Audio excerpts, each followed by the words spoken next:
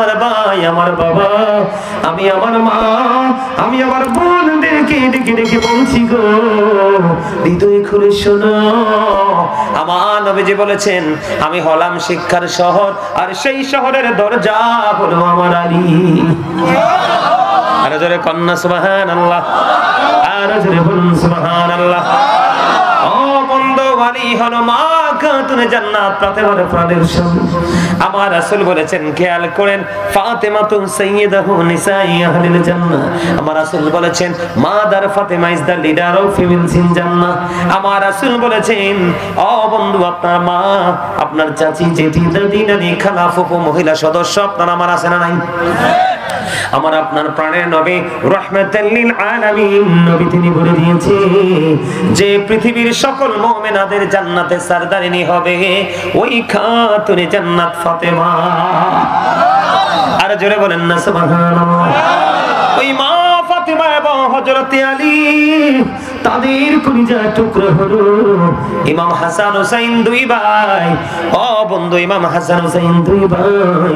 আমার নবীজি ইমাম হাসান হুসাইন সম্পর্কে ওয়াজ করতেছেন যে আল হাসান ওয়াল হুসাইন সাইয়্যিদা শাবাবি আহলিল জান্নাহ।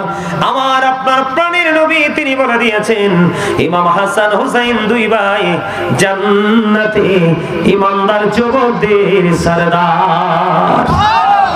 ইমাম Hasan and Hussein are the leader of younger people in Jannah.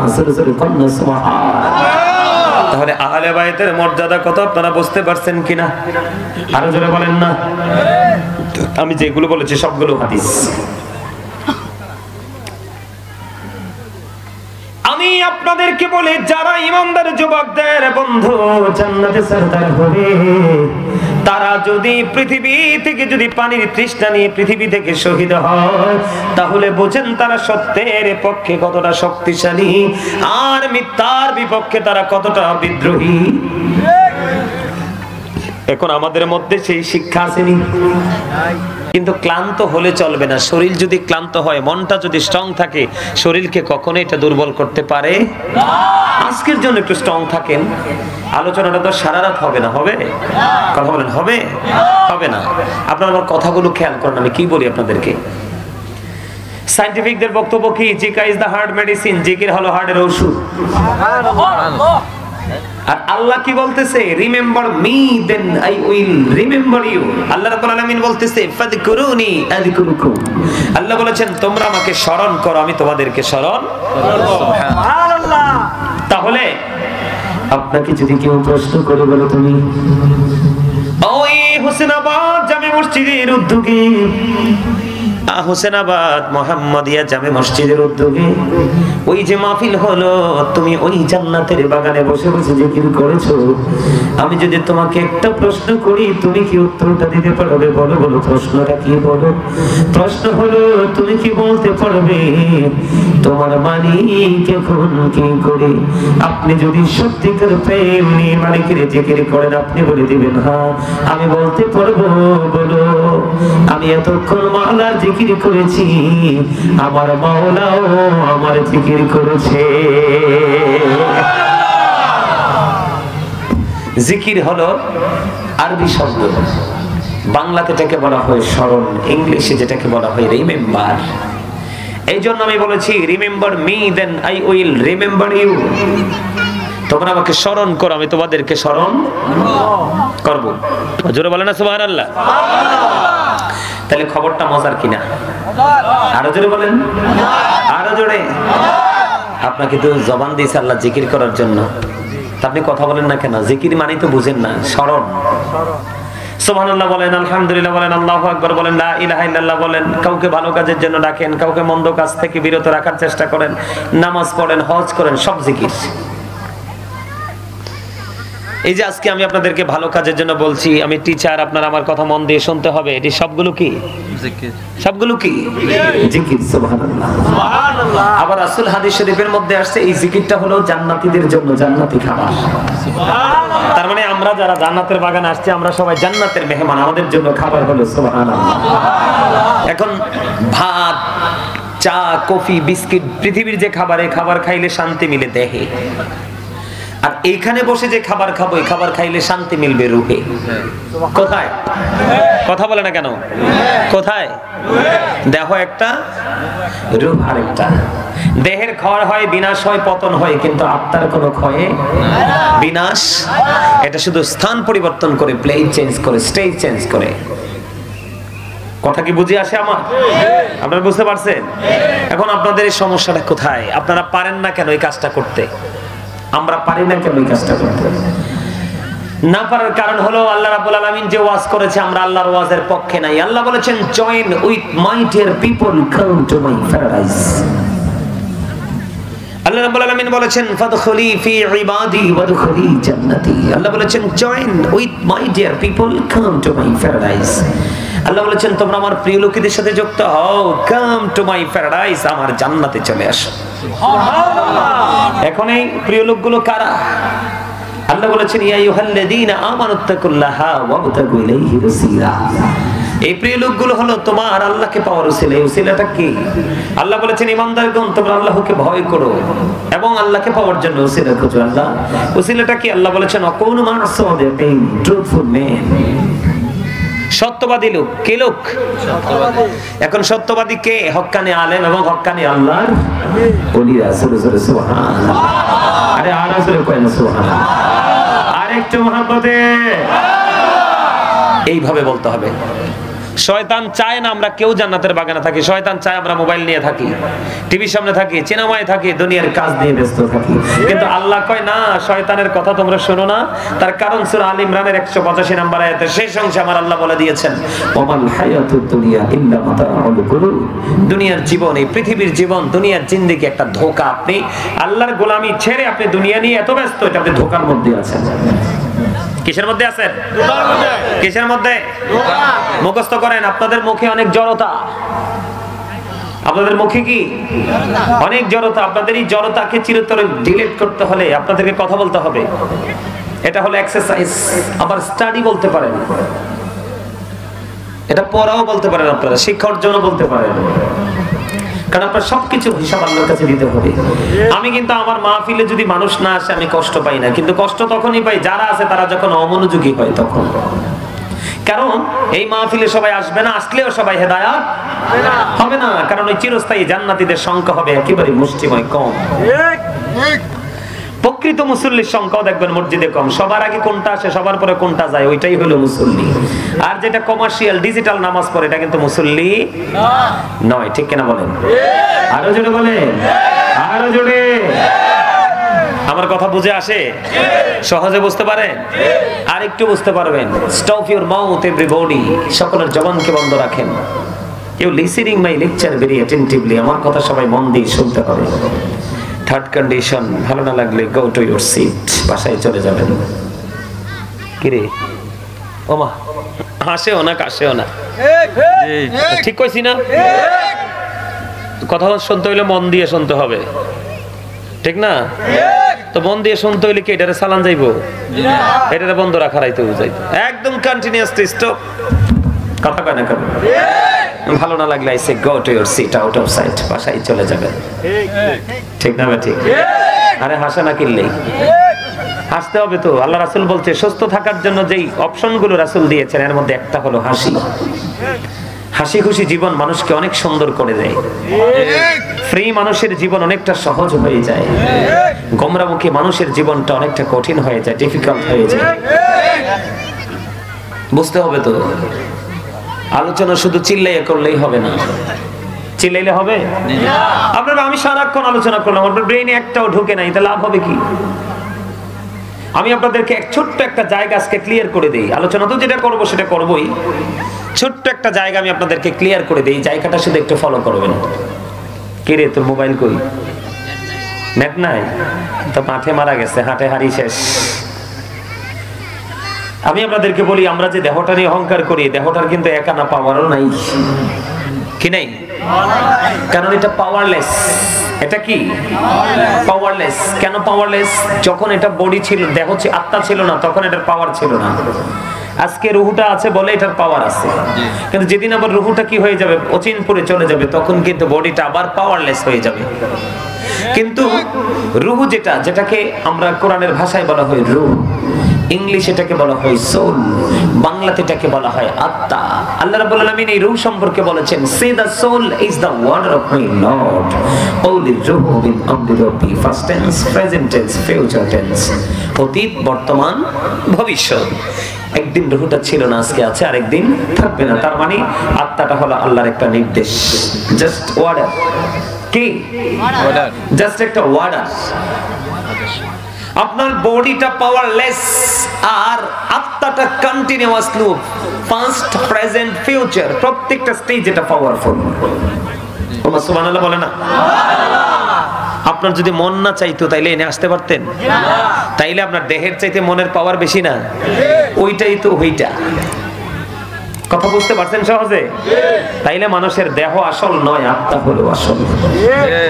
এখানে যদি আপনার আত্মাটাকে রাখতে পারেন তাহলে আপনি সফল। মসজিদে যখন যান আপনার আত্মাটাকে রাখতে পারেন তাহলে আপনি সফল। আত্মাটা যেখানে থাকবে সেখানে আপনার মনোযোগও থাকবে, আর মনোযোগ যেখানে আছে এখানেই সফলতা। আপনি দেখবেন একজন গোল্ডেন পায়, আরেকজন প্লাস পায়, আরেকজন মাইনাস পায়। তার কারণ হলো ওই যে তার মেন্টালিটি, মানসিকতা। একটা হলো সেন্সলেস, একটা হলো সেন্সিবিলিটি সম্পন্ন পারসন। আপনি কোনটাকে আইডেন্টিফাই করবেন? যেটা সেন্স এবিলিটি সম্পন্ন পারসন। ভেরি ইন্টেলিজেন্ট যেটা, এটাকে আমরা করব। স্টুপিড যেটা, সেটাকে আমরা অ্যাকসেপ্ট করব। এখানে আপনারা যারা আসছেন 100% ক্লেভার, আপনারা অনেক চালাক। যারা এসে বসেছেন আপনারা অনেক চালাক। এদেরকে আল্লাহ রাব্বুল আলামিন, এদেরকে নিয়ে আল্লাহ কথা বলেছেন কোরআন এবং হাদিসে। আল্লাহ রাসূল বলেছেন আপনারা অত্যন্ত চালাক। আপনাদেরকে আমি চালাক বলবো, ইন্টেলিজেন্ট, ভেরি বুদ্ধিমান, অনেক বুদ্ধিমান আপনারা। কেন জানেন? আল্লাহ রাব্বুল আলামিন তাদেরকে পছন্দ করে যারা দুনিয়ার সময় দুনিয়ার কাজ করে আর আল্লাহর গোলামির সময় আল্লাহর গোলামিটা করে। এই গোলামিটা তো বছর একদিন করবেন, রাতের কিছু অংশ। এইটুকু আপনি করতে পারবেন না, তাহলে আপনি কিসের আল্লাহর বান্দা, রাসূলের কিসের উম্মত? আপনি আজকের এই সময়ের মধ্যে আপনি অজুহাত দিয়ে বাড়ি বসে থাকবেন, তাহলে আপনাকে এসে লাভটা হলো কি? লাভ আছে কোনো? এই জন্য আপনাদেরকে বলছি, আপনাদেরকে ছোট্ট একটা ধন্যবাদ দিতে চাই না আমি। ছোট্ট ধন্যবাদ দিয়ে আপনাদেরকে ছোট করতে চাই না, কারণ আপনাদের মর্যাদা অনেক বেশি, কারণ আপনারা আজকে জান্নাতের মেহমান। সুবহানাল্লাহ। সম্মানিত উপস্থিতি, তাহলে আমাদের এই সমস্যাগুলো কিসের কারণে? আমাদের উস্তাদ না থাকার কারণে। কিসের কারণে? আপনি যাকে উস্তাদ হিসেবে মানবেন সে মানবে উস্তাদ রাসূলকে। আপনি যাকে শিক্ষক হিসেবে মানবেন সে পরিপূর্ণভাবে মানবে উস্তাদ হিসেবে, শিক্ষক হিসেবে রাসূলকে। কারণ আল্লাহ রাব্বুল আলামিন বলতেছে, আমি যদি আমার হাবিবকে সৃষ্টি না করতাম আমি প্রভুর প্রভুত্ব প্রকাশ হতো না। তাইলে আমার শিক্ষক, আমার প্রফেট মুহাম্মদ রাসূলুল্লাহ সাল্লাল্লাহু আলাইহি সাল্লাম, ওনার মর্যাদা কত বেশি দেখছেন, যেটা কল্পনাও করা যায় না। যায়? কল্পনা করা যায়? আরো জোরে বলেন, যায়? শুনবেন কতটুকু মর্যাদার অধিকারী। আল্লাহ বলেছেন, মাইয়ুতির রাসূলা ফাকাদ আতাল্লাহ। যেই ব্যক্তি রাসূলের নির্দেশ মানলো সে যেন আল্লাহর নির্দেশ মানলো। সুবহানাল্লাহ। সুবহানাল্লাহ বলে না? আরো জোরে, আরো জোরে, আরো জোরে। খাবারে লবণ না দিলে খেতে পারবেন?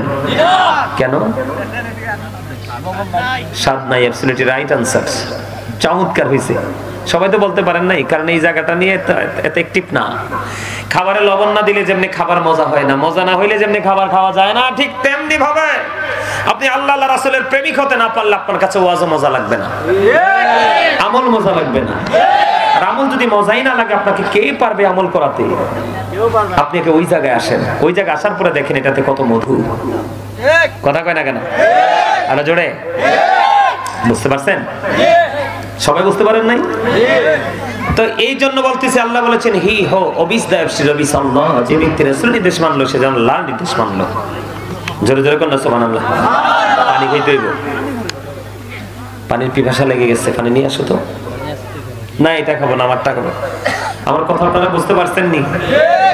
এদিক তাকান, আপনার আমার জন্য বাঁচার সহজ রাস্তা আল্লাহ রাব্বুল আলামিন দেখিয়ে দিয়েছে। আল্লাহ বলেছেন, সে বলুন, ইফ ইউ ডু লাভ আল্লাহ, যদি তোমরা আল্লাহকে ভালোবেসে থাকো, ফলো মি মুহাম্মদ সাল্লাল্লাহু আলাইহি ওয়াসাল্লাম, মুহাম্মদ সাল্লাল্লাহু আলাইহি ওয়াসাল্লামের অনুগত হয়ে যাও।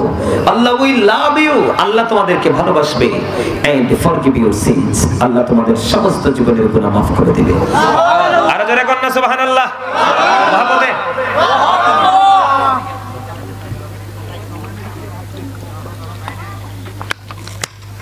আমার কথা আপনারা বুঝতে পারছেন?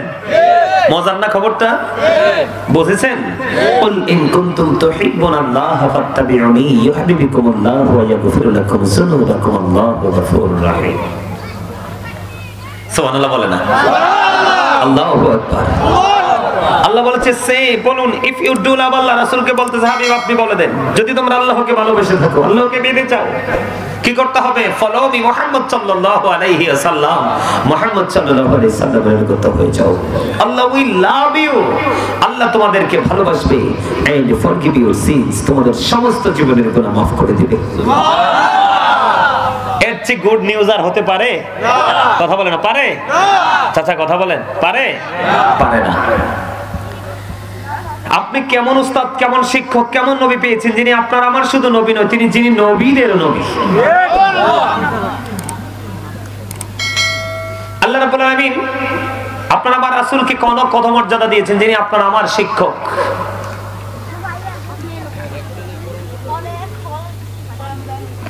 আল্লাহ রাব্বুল আলামিন অত্যন্ত চমৎকার ভাবে বলে দিয়েছেন, আপনার আমার রাসূলের মর্যাদা সম্পর্কে বেঈমান কাফেররা পর্যন্ত বলছে, the 100 a ranking of the most influential person in the history। 100 জন প্রভাবশালীর তালিকা করেছেন আমেরিকার গবেষক মাইকেল এইচ হাওয়ার্ড। 100 জন প্রভাবশালীর মধ্যে ইনফ্লুয়েন্সাল দ্বারা আপনার আমার প্রাণের নবীকে শ্রেষ্ঠ প্রভাবশালী হিসেবে আখ্যায়িত করেছেন। খবর মজার কিনা? আরো জোরে বলেন। ডক্টর আহমদ পেয়ারা বাগদাদি পীর সাহেব কেবলা, যিনি বসরা ইউনিভার্সিটির ইংলিশ লেকচারার ছিলেন, তিনি বলেছেন, of all the great religious personalities of all prophet Muhammad Rasulullah sallallahu alaihi wasallam was the most successful। আওয়াজ করে বলেন না সুবহানাল্লাহ। পৃথিবীতে যত নবী রাসূল এসেছে সকল নবী রাসূলের মধ্যে আপনার আমার প্রাণের নবী হলো শ্রেষ্ঠ, মোস্ট সাকসেসফুল, সবচেয়ে বেশি সফল। জোরে জোরে বলুন সুবহানাল্লাহ। খবরটা শুনে ভালো লাগলো না? এখন আমরা সেই নবীকে ভালোবাসবো কিনা? ভালোবাসতে হলে আমাদেরকে সিস্টেম মতো আগাতে হবে। কারণ আপনি যদি হক্কানি কোন আলেম, নবীর প্রেমিক, আহলে সুন্নাত ওয়াল জামাতের অন্তর্ভুক্ত কোন আলেমকে ভালোবাসেন, ভালোবাসা হয়ে যায় রাসূলের সাথে। কোরআন হাদিস থেকে প্রমাণিত। কি বুঝতে পারছেন? আপনি যখন রাসূলকে ভালোবাসবেন, ওটো ভালোবাসা হয়ে যায় আল্লাহর সাথে। তাহলে আপনার সিস্টেম খুব সুন্দর না? আমি আপনাদেরকে জিকিরটা নিয়ে একটু কথা বলে আমাকে যে বিষয় দেওয়া হয়েছে আমি মূল আলোচনায় ঢুকবো, এগুলো আপনাদেরকে বোঝানোর জন্য, কারণ আপনারা অ্যাক্টিভ না। কারণ আপনাদেরকে যদি আমি অ্যাক্টিভই করতে না পারি, তাহলে আমি ওয়াজ করে যাব, সকালে তো মনে থাকবে না, তো আমার এই পরিশ্রম করার লাভ আছে কোনো? কথা বলেন, লাভ আছে? আমি যে কথাগুলো বলছি আপনাদের কাছে কি খারাপ লাগছে? কারো কাছে লাগছে? আলহামদুলিল্লাহ বলেন। জিকিরটার সময় যে কথা বলছেন আপনারা জানেন না কত বড় অপরাধ করেছেন। আপনি যদি জিকির করতে করতে আল্লাহর দিকে 1 বিঘা পরিমাণ এগিয়ে আসেন, আল্লাহ কথা দিয়েছে আপনার দিকে আল্লাহ 1 গজ পরিমাণ এগিয়ে আসেন। আপনি যদি জিকির করতে করতে আল্লাহর দিকে 1 হাত পরিমাণ এগিয়ে যান, আল্লাহ কথা দিয়েছে আপনার দিকে আল্লাহ 2 হাত পরিমাণ এগিয়ে আসবে। আপনি যদি জিকির করতে করতে আপনি আল্লাহর দিকে হেঁটে হেঁটে আসেন, আল্লাহ কথা দিয়েছে আপনার দিকে দৌড়ে আসবে। আপনি পৃথিবীর কোন নরমাল জলসায় বসে যদি জিকির করেন, তার চাইতে উত্তম জলসা আল্লাহ আপনার জিকির করবে।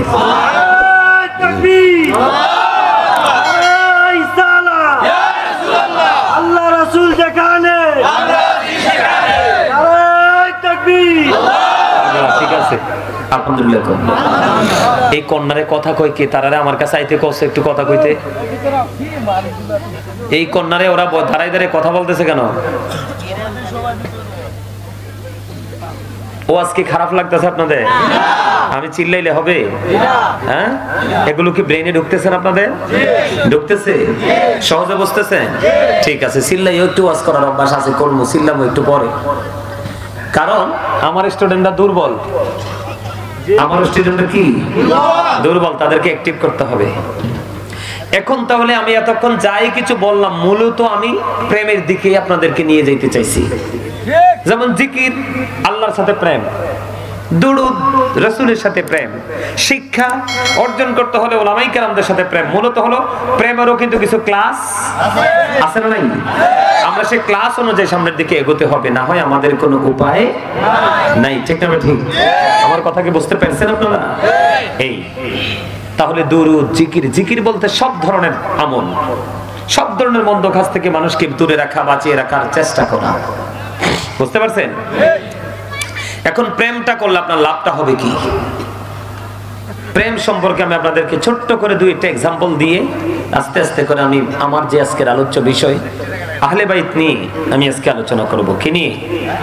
ইমাম হুসাইন কি তার সঙ্গীদেরকে নিয়ে কারবালার ময়দানে শাহাদাত বরণ করে নাই? কথা কয় না কেন? কারবালা হয়েছে কি হয়েছে না? হয়েছে তো। এই কারবালা থেকে আমরা কোনো মেসেজ পাইছি কিনা? পাইছি। সত্যের পক্ষে থাকবো, মিথ্যার সাথে কখনোই আপোষ করব না।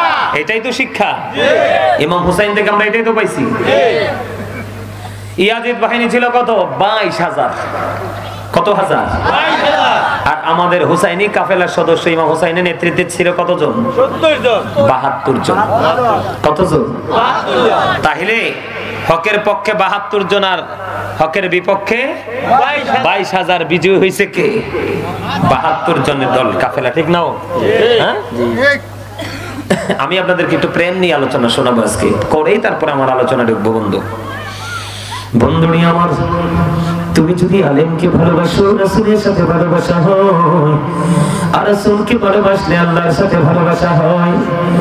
তুমি যদি কোনো আলেমকে যদি কষ্ট দাও, নবীর কলিজায় কষ্ট লাগে কোন, আর আমার নবী যদি কষ্ট পায়, আমার আল্লাহ কষ্ট পায়। আমার আল্লাহ যার প্রতি খুশি তার ঠিকানা জান্নাত, আর আমার আল্লাহ যার প্রতি বিরক্ত তার ঠিকানা জাহান্নাম। বন্ধুরি আমার, আমার নবীজি যখন উহুদের ময়দানে, আমার নবীজি মদিনায় থাকা অবস্থায় 27টি যুদ্ধ হয়েছে। সবচেয়ে বড় যুদ্ধ হলো বন্ধু উহুদের যুদ্ধ। উহুদের ময়দানে আপনার আমার প্রাণের নবীর যখন দান্দান মোবারক শহীদ হয়ে গেল, তখন মালিক বিন সিনান দেখতে পেলেন আপনার আমার প্রাণের নবীজির মুখ মোবারক দিয়ে রক্ত মোবারক বেয়ে পড়ছে।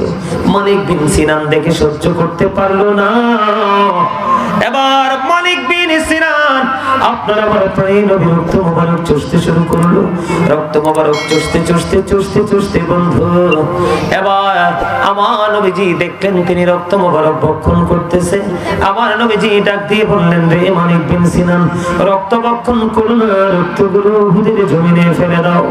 এবার মালিক বিন সিনান একটা ডাক দিয়ে বললেন, ইয়া রাসূলুল্লাহ, ইয়া হাবিবাল্লাহ, নবী গো, আমি আল্লাহর ইজ্জতের কসম করে বলছি গো নবী, আমি আপনার একটা ফোঁটা রক্ত উহুদের জমিনে পড়তে দেব না। এই কথা বলে বলে বন্ধু তিনি নবীজির রক্ত মোবারক ভক্ষণ করতে শুরু করলেন। করতে করতে শেষ রক্তের ফোঁটা যখন চুষা শেষ হয়ে গেল, আমার প্রাণের নবীজি দুনিয়ার মানুষকে জানিয়ে দিলেন, এই দুনিয়ার মানুষ, তোমরা দুনিয়ায় যদি জান্নাতি মানুষ দেখতে চাও, তাহলে মালিক বিন সিনানকে দেখে না। তাহলে প্রেমের পাওয়ার আছে না নাই? আরো জোরে বলেন, প্রেম করলে লাভ না লস? এখান থেকে বোঝা যায় আপনারা সবাই জানেন বরকতময় একজন দাসী উম্মে আইমান আপনার আমার প্রাণের নবীর রক্ত মোবারক ভক্ষণ করেছে, আপনার আমার নবীজির প্রস্রাব মোবারক ভক্ষণ করেছে। আর এই প্রস্রাব মোবারক ভক্ষণ করার কারণে উম্মে আইমানকে আপনার আমার প্রাণের নবী দুনিয়ায় জান্নাতি বলে ঘোষণা দিয়ে গেছে। আপনি আমি যদি ওই প্রেম করতে পারি, আপনার আমার নসিব কি খুশ নসিব কিনা? আরো জোরে বলেন না। এই জায়গা আপনাদেরকে কেন নিয়ে আসলাম? ও বন্ধু, আমাদের বর্তমান প্রেক্ষাপটে বাংলাদেশে অনেক আলেম অনেক পিশাবদেরকে দেখা যায় কারবালার মাঠ যখন আসে, কারবালার ময়দান, ইমাম হুসাইনকে নিয়ে তারা আলোচনা করে না, তারা আলোচনা করে ইয়াজিদ বাহিনী নিয়ে।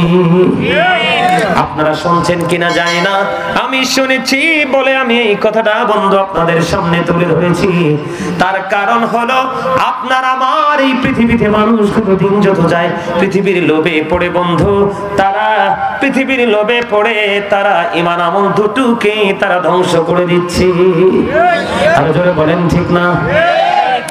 আমি আপনাদেরকে বলি আল্লাহ রাসূল বলেছেন আদিবু আওলাদাকুম আলা সালাতি হিসানিন হুব্বি নবিকুম ওয়া হুব্বি আহলি বাইতিহি ওয়া আলা কিরাআতিল কুরআন। আপনার আমার প্রাণের রাসূল তিনি বলে দিয়েছেন তোমরা তোমাদের সন্তানদেরকে তিনটি বিষয়ে শিক্ষা দাও। একটি হলো হুব্বি নবিকুম, নবীর প্রেম, কারণ নবীর প্রেম আপনার আমার জন্য ঈমান এবং ফরজ। ওয়া হুব্বি আহলি বাইতিহি, আমার রাসূল বলেছে তোমরা তোমাদের সন্তানদেরকে আহলে বাইতের ভালোবাসা শেখাও। এরপরে বলেছেন আলা কিরাআতিল কুরআন, কোরআন তেলাওয়াত শেখাও। আমি কোরআন তেলাওয়াত নিয়ে আলোচনা করব না, আমি আমার রাসূলকে নিয়ে আজকে আলোচনা করব না। আমার যে আলোচনা আজকে বন্ধু আহলে বাইতকে নিয়ে, কারণ যেহেতু কারবালা হয়েছে আহলে বাইতকে ঘিরে। কথা বলেন না কেন? আপনারা এখান থেকে একটা মেসেজ পাবেন, সত্যের পক্ষে কিভাবে থাকতে হয়, মিথ্যার বিপক্ষে কিভাবে বন্ধু যুদ্ধ করতে হয়। আমি আজকে আপনাদেরকে সেই মেসেজটা দিব। তার আগে আমি আপনাদেরকে एग्जांपल দেই। আহলে বাইত ইমাম হাসান হুসাইন দুই ভাই, হযরতে মা ফাতেমা ও বন্ধু হযরতে আলী, ও তারা হলো রাসূলের আহলে বাইত। আমার নবীজি আলী সম্পর্কে বলেছেন আনা মদিনাতুল ইলম ওয়া আলীউন বাবুহা। আমার আপনার প্রাণের নবী তিনি বলে দিয়েছেন I am a city of education, the gate of that city is Ali. আমার নবী আপনার নবী দু জাহানের বাদশা নবী রাহমাতাল লিল আলামিন নবী তিনি বলে দিয়েছেন বন্ধু মন দিয়ে হৃদয় উজাড় করে শুনেন। আমার নবী বলেছে ও হোসেনাবাদ চা বাগানের আমার ভাই আমার বাবা, আমি আমার মা আমি আমার বোনদেরকে ডেকে ডেকে বলছি গো হৃদয় খুলে শোনো। আমার নবীজি বলেছেন আমি হলাম শিক্ষার শহর, আর সেই শহরের দরজা হলো আমার আলী। আর জোরে কন্না সুবহানাল্লাহ, আর জোরে বলুন সুবহানাল্লাহ। ও বন্ধু আলী হলো মা খাতুনে জান্নাত, ফাতেমার প্রাণের স্বামী। আমার রাসূল বলেছেন খেয়াল করেন ফাতেমাতুন সাইয়্যিদাতু নিসাই আহলিল জান্নাহ। আমার রাসূল বলেছেন mother Fatema is the leader of females in জান্নাহ। আমার রাসূল বলেছেন ও বন্ধু আপনার মা আপনার চাচি জেঠি দাদি নানি খালা ফুফু মহিলা সদস্য আপনার আমার আছে না নাই? আমার আপনার প্রাণের নবী রাহমাতাল লিল আলামিন নবী তিনি বলে দিয়েছে যে পৃথিবীর সকল মুমিনাদের জান্নাতে সরদারিনী হবে ওই খাতুনে জান্নাত ফাতেমা। আর জোরে বলেন না সুবহানাল্লাহ। ওই মা ফাতেমা এবং হযরত আলী তাদের কলিজার টুকরো হলো ইমাম হাসান হুসাইন দুই ভাই। ও বন্ধু ইমাম হাসান হুসাইন দুই ভাই, আমার নবীজি ইমাম হাসান হুসাইন সম্পর্কে ওয়াজ করতেছেন যে আল হাসান ওয়াল হুসাইন সাইয়্যিদা শাবাবি আহলিল জান্নাহ। আমার আপনার প্রাণের নবী তিনি বলে দিয়েছেন ইমাম হাসান হুসাইন দুই ভাই জান্নাতে ইমানদার যুবকদের সরদার। Imam Hasan and Hussein are the leader of younger people in Jannah. তাহলে আহলে বাইতের মর্যাদা কত আপনারা বুঝতে পারছেন কিনা? আরো জোরে বলেন না। আমি যেগুলো বলেছি সবগুলো হাদিস।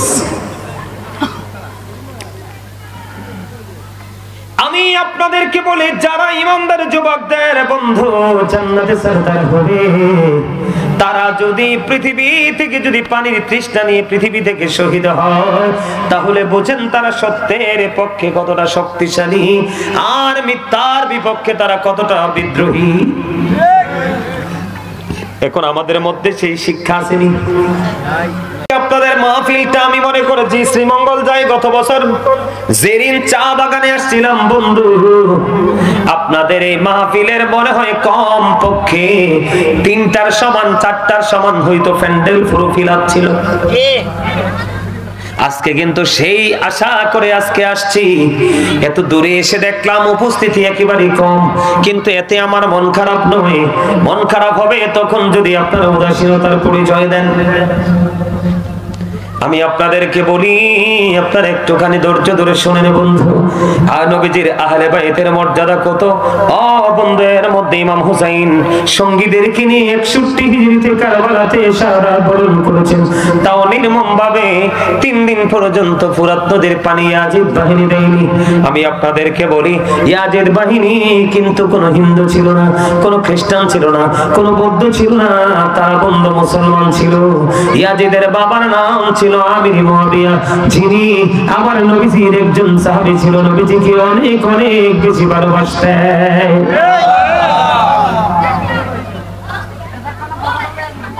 তাহলে আপনাদের মনে চিন্তা আসতে পারে, হুজুর ইয়াজিদ বাহিনী যদি কোনো বেঈমান কাফের না হয়, তাহলে কেন রাসূলের এই ফুটন্ত ফুলের বাগানকে হরণ করে নিয়ে গেল? তার কারণ হলো পৃথিবীর লালসা। নাউজুবিল্লাহ বলেন না? পৃথিবীর লোভ, পৃথিবীর লালসা, দুনিয়ার ভোগের নেশা। বল হুজুর ইয়াজিদিয়াত কি? ইয়াজিদিয়াত হলো মুখে বলবে ইসলামের কথা আর অন্তরে থাকবে ইসলামকে ধ্বংস করার পায়তারা। তার মানে মুখে বলবে একটা, অন্তরে চলবে আরেকটা। এইটার নামই হলো ইয়াজিদ। আমি ইয়াজিদ বাহিনীর কাছে তার, আমি সব সময় বলি ইয়াজিদ ইজ ক্যারেক্টারলেস। ইয়াজিদ হলো চরিত্রহীন। আমি পরে আপনাদের সামনে বন্ধু এক্সাম্পল করে দিব, প্রমাণ করে দিব। তার আগে চিনি বন্ধু 3 দিন পর্যন্ত ফুরাত নদীর পানি পাইল না ইমাম হুসাইন এবং তার সঙ্গীরা। ওই ইমাম হুসাইনের নানার কারণে এই কুল কায়নাত সৃষ্টি হলো। রাসূল বলেছেন, I am from the light of Allah and everything has been created from my light। আমার রাসূল বলেছেন, আনা নূরুম মিন নূরিল্লাহি ওয়া কুল্লু শাইইন মিন নূরি। আমার নবী বলেছেন, I am from the light of Allah and everything has been created from my light। আমি আল্লাহর নূর থেকে, আর সৃষ্টির সব কিছু আমার নূর থেকে। এটা বললে খারাপ লাগে আপনাদের? কথা বলেন। আমি আপনাদেরকে বলছি বন্ধু, যারা শহীদ হলো 61 হিজরিতে নির্মম ভাবে, এমন ভাবে শহীদ হয়েছে, তাদেরকে শহীদ করার পরে ইয়াজিদ বাহিনী ক্ষান্ত হয় নাই, তাদের দেহ থেকে মাথা পর্যন্ত আলাদা করে নিয়েছে। জোরে কন্না নাউজুবিল্লাহ। আরো জোরে। দেহ থেকে মাথা পর্যন্ত বন্ধু আলাদা করে নিয়েছে। অথচ তাদেরকে আমার আল্লাহ কত বেশি ভালোবাসে খেয়াল করেন। ইমাম হাসান হোসেন 2 ভাই মিলে একদিন হাতের লেখা লিখলেন। কি লিখলেন? হাতের লেখা লিখলেন। লেখার পরে আমার নবীজির কাছে গেলেন, নানা গো কার লেখা বেশি সুন্দর, ফয়সালা দিয়ে দেন। আমার নবীজি বললেন, তোমার বাবার কাছে যাও। এবার আসলেন হযরতে আলীর কাছে। আলী বললেন, ফয়সালার জন্য তোমার মায়ের কাছে যাও। এবার দৌড়ে চলে আসলেন মা খাতুনে জান্নাত ফাতেমার কাছে। ফাতেমার কাছে এসে বললেন, মা গো বলে দাও না কার হাতের লেখা বেশি সুন্দর। এবার মা খাতুনে জান্নাত ফাতেমা একটা ডাক দিয়ে বললেন, বাবা গো, আমার কাছে 7টা মতি আছে, আমার কাছে 7টা মতি আছে। আমি তোমাদের দিকে 7টা মতি নিক্ষেপ করব। যে বেশি কুড়াতে পারবে তার হাতের লেখা বেশি সুন্দর বলে গণ্য হবে। এই কথা বলার পরে মা খাতুনে জান্নাত ফাতেমা একটা একটা করে 2 ভাইয়ের দিকে মতিগুলো নিক্ষেপ করা শুরু করলো। এবার বন্ধু 3টা করে 6টা মতি 2 ভাই নিয়ে গেল। আর আছে মা খাতুনে জান্নাত ফাতেমার কাছে কয়টা? একটা মতি নিক্ষেপ করার আগে আমার আল্লাহ জিবরাইলকে ডেকে বললেন, জিবরাইল যাও। ফাতেমা যখন একটা মতি নিক্ষেপ করবে, তুমি কি করবে? নিক্ষেপ করতে দেরি তুমি একটা মতি অর্ধেক করে 2 ভাইয়ের ভাগে দিয়ে দিবে। মা খাতুনে জান্নাত ফাতেমা যখন ওই 2 ভাইয়ের দিকে মতিটা নিক্ষেপ করলো, করতে দেরি বন্ধু সঙ্গে সঙ্গে একটা মতি কুদরতি ভাবে 2টা আলাদা হয়ে গেল, 2 ভাইয়ের ভাগে সমান চলে গেল। এবার মা খাতুনে জান্নাত ফাতেমা তিনি ফয়সালা দিয়ে দিল, বাবা গো তোমরা 2 ভাইয়ের হাতের লেখাই সমান সুন্দর। আরো জোরে বলেন না সুবহানাল্লাহ। তাহলে তাদেরকে আমার আল্লাহ ভালোবাসে কি বাসে না? আরো জোরে বলেন। আমি আপনাদেরকে বন্ধু আরো যদি এক্সাম্পল দেই, ও বন্ধু আহলে বাইতকে নিয়ে মোটামুটি একটু পড়ার সুযোগ পেয়েছি, দেখার সুযোগ পেয়েছি। আমি আপনাদেরকে বলি শুধু তাদের মর্যাদা বোঝানোর জন্য, একটু হৃদয় উজাড় করে আপনারা শুনবেন। একদিনে গ্রাম্য লোক মনে মনে নিয়ত করলেন। নিয়তটা কি?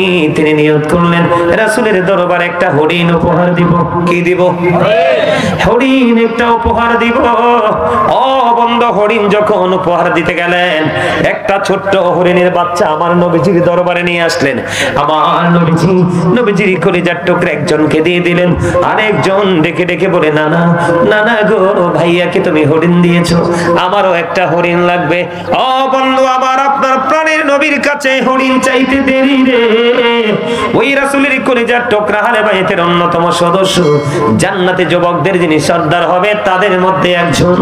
এবার ইমাম হুসাইন একটা ডাক দিয়ে বললেন, নানা নানা গো, আমারও হরিণ লাগবে। এই কথা ইমাম হুসাইন বলতে দেরি, আমার নবীজি ওই নাক বরাবর সামনের দিকে নজর দিয়ে চাইয়া দেখলেন একটা বড় হরিণ আর একটা ছোট্ট হরিণ আমার নবীজির দিকে দৌড়ে আসছে। নবীজির সামনে যখন আসলো, অটোমেটিক্যালি হরিণের জবান খুলে গেল। ওই হরিণ একটা ডাক দিয়ে বললেন, ইয়া রাসূলুল্লাহ, ইয়া হাবিবাল্লাহ, আল্লাহর নবী, নবী গো, আপনার দরবারে যে হরিণের বাচ্চাটা উপহার দেওয়া হয়েছে, ওই বাচ্চাটার মা আমি। ইয়া রাসূলুল্লাহ, আপনার কলিজার টুকরা একজন জান্নাতের সরদারকে আপনি একটা দিয়ে দিয়েছেন, আমি মা হিসাবে আমার আরেকটা বাচ্চা আমি আপনার দরবারে দিয়ে গেলাম। হরিণ কি নিজের ইচ্ছায় আইছে না আমার আল্লাহ পাঠাইছে? হরিণের নিজের ইচ্ছায় আসার কোনো ক্ষমতা আসেনি? আপনার আমার আসেনি? কথা বলেন, আসেনি? আপনার আমার কোনোভাবেই বন্ধু নিজে নিজে কিছু করার কোনো ক্ষমতা নেই। এই জন্য আমি আপনাদেরকে বলি, হৃদয় উজাড় করে শুনে, আহলে বাইতের অন্যতম সদস্য ইমাম হাসান হুসাইনকে আমার আল্লাহ বন্ধু কত বেশি ভালোবাসেন। মোহাব্বত করে আমার কথাগুলো শুনেন। একদিন ছোট্ট হুসাইন মায়ের গলা জড়িয়ে ধরলেন, মা গো, আমি একটু আজকে খেলতে যাব, খেলা শেষ করে আসার পরে আমাকে একটু আপেল দিতে হবে। কি দিতে হবে? আমাকে একটু আপেল দিতে হবে। মা খাতুনে জান্নাত ইমাম হুসাইনকে বলে দিলেন, বাবা বাবা গো, যাও যাও যাও, আমি তোমাকে আপেল দিয়ে দিব। এবার ইমাম হুসাইন দৌড়ে চলে গেল, মজা নিয়ে আনন্দ নিয়ে চলে গেল। ইমাম হুসাইন চলে যাওয়ার পরে এবার মা খাতুনে জান্নাত চিন্তা করলেন, এখন আমি আমার কলিজার টুকরাকে বলে দিলাম আপেল দিব, কিন্তু মদিনার কোথাও তো আপেল নেই, আমি আপেল পাবো কোথা থেকে? এই কথা চিন্তা করতে করতে মা ফাতেমার ললাটে ঘাম শুরু হয়ে গেল, ঘামতে শুরু করলো। তিনি কি করলেন? দাঁড়িয়ে না থেকে, আপনারা গেছেন কিনা জানি না মদিনায়, কেউ গেছেননি এখানে? আমি বন্ধু গিয়েছি, আমি আপনাদেরকে একটুখানি শেয়ার করি। মা রাসূলের রওজা মুবারক থেকে মা ফাতেমার ঘর বেশি দূরে না, এইগুলো ঘুরে ঘুরে ঘুরে ঘুরে দেখে এসেছি বন্ধু। আপনার আমার প্রাণের নবীর কাছে যখন মা খাতুনে জান্নাত ফাতেমা গেল, মা ফাতেমাকে দেখা মাত্র নবীজি বসা থেকে দাঁড়িয়ে গেলেন। এবার বললেন, মা আপনি বলে দেন আপনার ললাটে কেন ঘাম দেখা যায়? এবার মা খাতুনে জান্নাত ফাতেমা তিনি বললেন, বাবা আপনার কলিজার টুকরা হুসাইন আমার কাছে আপেল চেয়েছে, আমিও তাকে বলে দিয়েছি আপেল খাওয়াবো। বাবা বলার পরে চিন্তা করলাম মদিনার কোথাও তো আপেল নাই, আমি তাকে কোত্থেকে আপেল খাওয়াবো? বাবা বাবা গো, এখন আমি সেই চিন্তা করতে পেরেশান হয়ে গেছি বাবা। এবার মা খাতুনে জান্নাত ফাতেমা যখন এমনি ভাবে বলতে লাগলেন, আমার নবীজি ফাতেমার কথা শুনতে লাগলেন। এবার এই কথোপকথনের মধ্যেই জিবরাইল জান্নাতি আপেল নিয়ে নবীজির হুজরায়। তাকবীর! নারে রিসালাত! ইয়া রাসূলুল্লাহ! নারে রিসালাত! ইয়া রাসূলুল্লাহ! মুসলিমা জামে মসজিদ আল্লামা গাজী সুলাইমান আল-কাদরি সাহেব। মজা লাগে না আওয়াজটা? আর একটু চিল্লাই আওয়াজ করতে হবে নাকি? এটাই বুঝতেছেন? আরাম পান তো? শুনতে ভালো লাগে তো? সাউন্ড তো ক্লিয়ার। এবার কি করলেন মজা দেখেন, আমার আল্লাহ তাদেরকে কত বেশি ভালোবাসেন। জিবরাইল আপেল নিয়ে আসলো, কিতাব প্রমাণ করেছে আপেলটা দেখতে দুনিয়ার আপেলের মতোই, রঙও দুনিয়ার আপেলের মতো। এবার আমার নবীজির কাছে দিলেন, দেওয়ার পরে বললেন, ইয়া রাসূলুল্লাহ, ইয়া হাবিবাল্লাহ, নবী গো, আমার দুইটা বাটি লাগবে, একটা চাকু লাগবে গো নবী। তাই নাকি? কয় হ, দুইটা বাটি একটা চাকু লাগবে। মা আয়েশা সিদ্দিকার ঘর থেকে গিয়ে আমার নবীজির জন্য দুইটা বাটি একটা চাকু আনলেন। খেয়াল করেন, আনার পরে একটা আপেলকে অর্ধেক করে একটা বাটির মধ্যে বসাইয়া ও বন্ধু আরেকটা বাটি দিয়ে ঢাইকা দিলেন আর অর্ধাংশ দিলেন খাওয়ার জন্য। বন্ধু মা খাতুনে জান্নাত ফাতেমা আপেল নিয়ে দৌড়ে বাসায় চলে আসলেন। এই দিক দিয়ে ইমাম হুসাইনও চলে আসলো। আসার পরে মাকে বললেন, মা গো আমাকে আপেল দাও। এবার ইমাম হুসাইনকে মা ফাতেমা আপেল দিল। আপেল দেওয়ার পরে ইমাম হুসাইন খাওয়ার পরে বন্ধু এবার একটা ডাক দিয়ে বলল, মা মা গো এত মজার আপেল তুমি কোত্থেকে পেয়েছো? সুবহানাল্লাহ বলে না? এত মজার আপেল তুমি কোথায় পেয়েছো? এই কথা বলতে দেরি বন্ধু সঙ্গে সঙ্গে মা খাতুনে জান্নাত ফাতেমা বললেন, বাবা বাবা গো আমার আল্লাহ জান্নাত থেকে তোমার নানার কাছে আপেল পাঠিয়েছে তোমার জন্য। জোরে জোরে বল সুবহানাল্লাহ। মা প্রতিদিন মা মা গো আমাকে প্রতিদিন আমার আপেল দিতে হবে গো। ও বন্ধু এই কথা বলতে দেরি মা ফাতেমা বললেন, তোমার নানা ব্যবস্থা করেছে। একটা দৌড় দিলেন আমার রাসূলের কাছে চলে গেলেন, নানা নানা গো এত মজার আপেল তুমি কোত্থেকে এনেছো গো নানা? এত মজার আপেল আমি জীবনে কোনোদিন খাইনি গো। এখন থেকে প্রতিদিন আমাকে মজার আপেল দিতে হবে। আমার রাসূল বললেন, যাও যাও তোমার জন্য আপেল বাজেট হয়ে আছে। অর্ধেক তো দিয়ে দিছে আর অর্ধেক বাটিতে কোথায়? এই বাটির অর্ধেকটাই হলো বন্ধু রহস্য ঘেরা আপেল। সুবহানাল্লাহ কই না? বল হুজুর রহস্যটা কোথায় গো? রহস্যটা হলো আপনার আমার প্রাণের রাসূলকে জিবরাইল বলে গেছে, ইয়া রাসূলুল্লাহ ইয়া হাবিবাল্লাহ নবী গো এই যে বাটির মধ্যে অর্ধেকটা আপেল রেখে দিল গো, প্রতিদিন একটা বার ঢাকনা সরাবে, দুইবার সরানো যাবে না। বন্ধু মা ফাতেমা চলে গেল। ও বন্ধু বাটি দিয়া ঢাইকা রাইখা দিল। দিন চলে গেল, রাত পোহালো। পরের দিন যখন হলো মা খাতুনে জান্নাত আপেলটা বাটিটা সরিয়ে নিলেন। সরিয়ে নেওয়ার পরে চাইয়া দেখলেন অর্ধেকটা আপেল পুরো গোটা হয়ে আছে। কি হয়ে আছে? আস্তা হয়ে আছে। কি হয়ে আছে? আমরা কুমিল্লার মানুষ গোটাও বলি আস্তাও বলি। ওই যে জিবরাইল বলে গেছে, ইয়া রাসূলুল্লাহ ইয়া হাবিবাল্লাহ নবী গো প্রতিদিন একটা বার ঢাকনা সরাবে, যেইভাবে বসিয়ে দিয়েছি ঠিক সেইভাবে অর্ধেকটা কেটে সবাই খাবে আর অর্ধেকটা ঢেকে রাখবে। ও বন্ধু আপেল কিন্তু একটাই, আজকে অর্ধেকটা কেটে সবাই মিলে খাইলো। খাওয়ার পরে চাইয়া দেখলো গতকালকের মতো নয়, আজকের স্বাদ আলাদা। আরো জোরে বলেন না সুবহানাল্লাহ। আজকের স্বাদ কি আলাদা।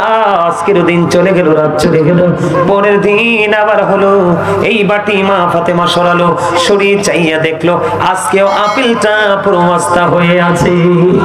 আজকে অর্ধেকটা কাটলেন, অর্ধেকটা খাওয়ার পরে বন্ধু দেখলেন আজকে গতকালকের মতো নয় স্বাদ, আজকের স্বাদ পুরো ব্যতিক্রম। করে একদিন নয়, দুই দিন নয়, এক সপ্তাহ নয়, দুই সপ্তাহ নয়, এক বছর নয়, হিসাব করে করে বন্ধু 2 বছর ডাকনা সরাইলে আপেল আস্তা হয়ে আছে। অর্ধেক খায় প্রতিদিন আলাদা আলাদা স্বাদ। এমনি করে করে ইমাম হুসাইন 2 বছর বন্ধু আপেলটা খাইল। 2 বছর পরে এই আপেলটা আল্লাহর কুদরতে অদৃশ্য হয়ে যায়। জোরে জোরে সুবহানাল্লাহ সুবহানাল্লাহ আলহামদুলিল্লাহ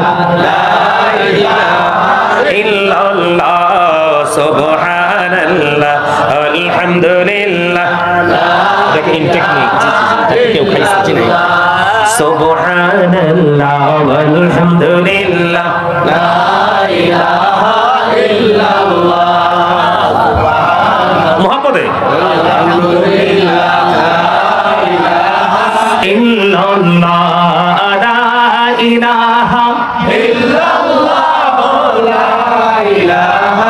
ইল্লাল্লাহ।